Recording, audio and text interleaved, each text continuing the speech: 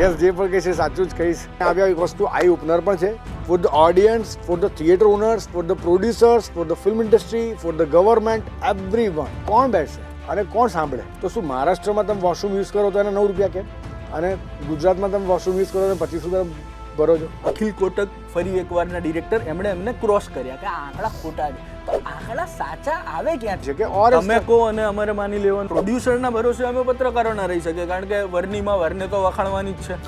Absolutely સીધી ભાઈને સિદ્ધકાવા You are right. કર્યું છે ખરું આમ 95 ને એક બહુ કરોડ બધી લખે. વખત. તમે હા, મેં જ કર્યું છે. મેં એક નવું સાંભળ્યું હા, કે તમે ડિરેક્ટર કુંડળી જોઈને સિલેક્ટ કરો છો, એટલે ડિરેક્ટરે તમને મળવા સ્ક્રિપ્ટ લઈને આવવાનું, કુંડળી લઈને આવવાનું, શું કરવાનું? અને એમને પણ ચેક કરાવી એમને એસ્ટ્રોલોજર પાસે.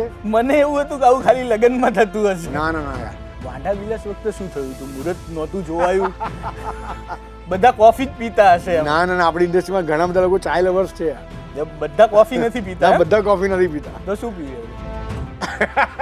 એ ગુજરાતમાં નથી લાવતું, આપણે જવા દઈએ.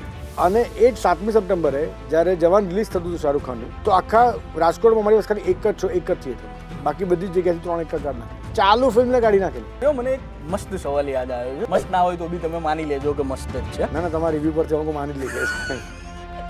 શું થયું? શું હસવામાંથી શું થયું? આ શું વિવાદ ચાલે છે? Follow unfollow? અરે કશું કોઈ વિવાદ નથી. એ લોકોની બહુ ઇન્ટેલિજન્ટ નાની નીકળી મેટર હોય. તમે કોઈને અનફોલો કર્યા છે? યશ પાસે તમારી કોઈ ગુપ્ત સીડી છે શું? ના ના, એવી ગુપ્ત સીડી કોઈ નથી. એવી કોઈ ના કરતા કે જેમાં હું ક્યાંક ફસાઈ જાઉં. ગ્રેટ. હા, અમે ક્યાંય નહીં બતાવીએ, ખાલી ટીવી પર ચાલે. Who is better actor, Yash Malhar, Mitra Mayur, Raunaq Kamdar? How bureaucrat you are. તો તમે બધાએ મળીને એટલું બધું નેગેટિવ રેન્કિંગ એ ફિલ્મને કર્યું કરેક્ટ કે એને 5 લાખ પણ માંડ મળે.